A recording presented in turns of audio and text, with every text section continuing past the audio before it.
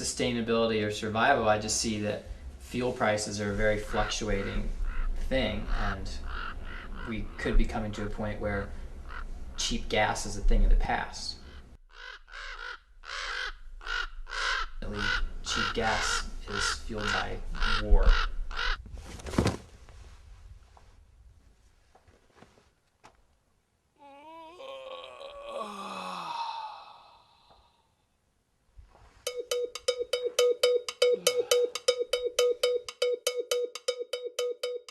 South-facing passive solar house stuck into the hill. He's got plants growing on top of the house. Really beautiful. So now the key is to find Cody. Where is he at?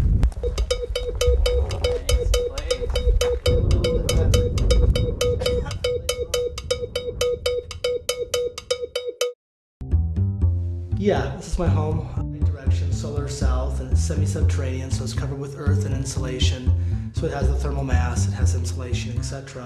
And it has an open floor plan because it is underground, so I want this light coming in from over here. The living space, office, craft room, bedroom, kitchen, living room. So it's about 700 square feet total, but it's pretty maximized out as far as what is where it is. This is la bedroom, this is the passion room. I have those solar tubes at the store, which you can buy, but I thought I'd make my own. So we're under about 2 or 3 feet of earth, so I have a vertical glazing skylight, and of course the inside of the skylight has the broken mirror to again reflect down the solar radiation down into this room. And it's still fairly dark back here, but not as dark as it would be, of course, without that opening and that opening there. I'm gonna go compost this.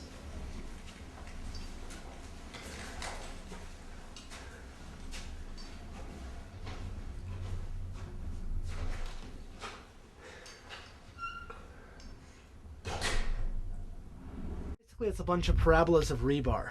It looked like a big Mad Max Beyond Thunderdome jungle gym, and it was just a huge 1x1 grid of rebar that then was covered with stucco netting on the underside, burlap on the top, and building fence over that to catch the gunite as it flew through from the gunite machine.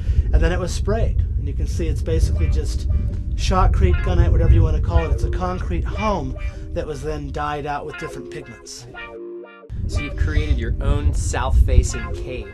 You go into a natural cave out in nature, there's a temperature fluctuation that's not present in the cave. It can be hotter than hell outside, but it'll be cool within the cave, and vice versa. So that, again, when you get down to the earth, the temperature stabilizes. The structure is a living roof. I mean, I guess I could grow a garden on it if I wanted to, but the main reason why I want herbaceous indigenous plants on here is a little bit of camouflage, a little bit of insulation because there's dead air space. So let's check out and go around the back. So here's what I was talking about with the flagstone. I placed a bunch of flagstone down here. The grama grass seeds were thrown in, and you can just see the lushness of this grass. We have the wildflowers coming up. There's a salsify right there.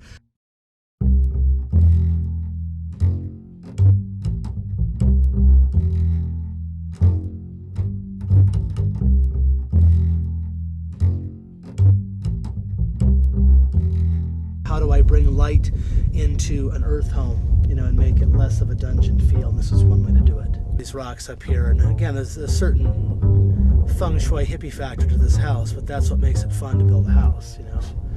You pay attention to Mother Nature, then you have some fun along the way. What I think eco-design is basically paying attention to nature.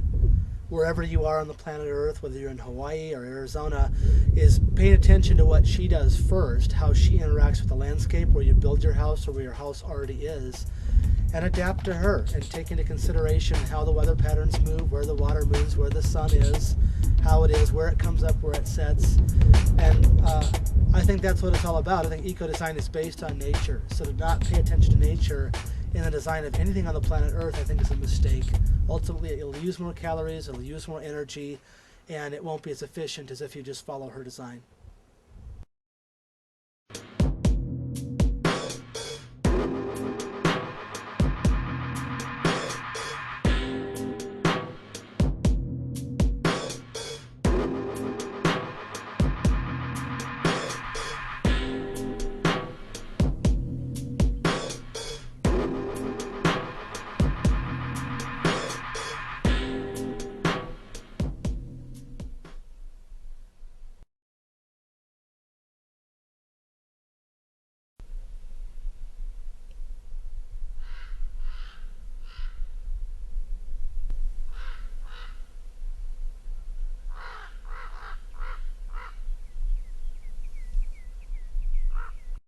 Cody is attempting to live a lifestyle that perhaps all people are going to have to live in the future.